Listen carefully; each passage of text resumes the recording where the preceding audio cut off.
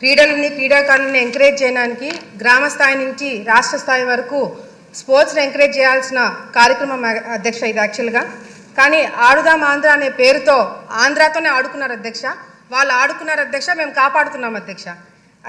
ఈరోజు ఫుట్బాల్కి వాలీబాల్కి తేడా తెలియని వాళ్ళు కూడా గతంలో మంత్రిగా మరి 120 కోట్ల రూపాయలతో ఈ గేమ్స్ కండక్ట్ చేయడం అనేది చాలా విడ్డూరంగా ఉంది అధ్యక్ష. ఎందుకంటే అధ్యక్ష వాళ్ళు ఎక్కడ కూడా క్రీడాకారులను ఎంకరేజ్ చేసినట్టు కానీ పలానా క్రీడలో పలానా ప్లేయరు ఫోకస్ అయినట్టుగా కానీ ఎక్కడ మనకు కనిపించలేదు అధ్యక్ష.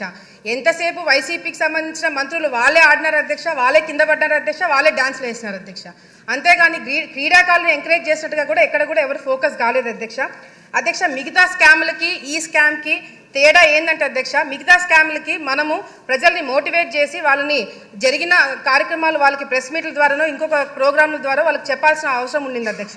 కానీ ఈ ఆడుదాం ఆంధ్ర అనే ఒక స్కామ్ అధ్యక్ష కళ్ళ ముందర గ్రామ స్థాయి నుంచి రాష్ట్ర స్థాయి వరకు జిల్లా స్థాయి వరకు అందరూ కూడా గమనించిన స్కామ్ అధ్యక్ష ఇది. ఎందుకంటే క్రీడాకారులు ఆడడానికి ఇచ్చిన కిట్స్ అధ్యక్ష నాణ్యత లేదు అధ్యక్ష. ఫస్ట్ బాల్కే బ్యాట్ ఇరిగిపోయినాయి అధ్యక్ష. కిట్స్ మీద ఏదైతే పబ్లిసిటీ కోసం స్టిక్కర్లు పెట్టుకున్నారో దాని మీద ఫోకస్ పెట్టారే తప్ప క్రీడల మీద వీళ్ళు ఫోకస్ పెట్టలేకపోయినారు అధ్యక్ష.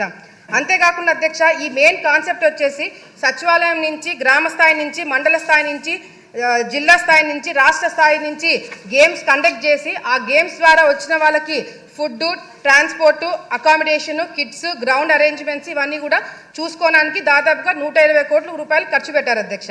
ఇందులో గేమ్స్ వచ్చేసి అధ్యక్ష kabaddi, kho kho, badminton, cricket, volleyball for men and women అధ్యక్ష.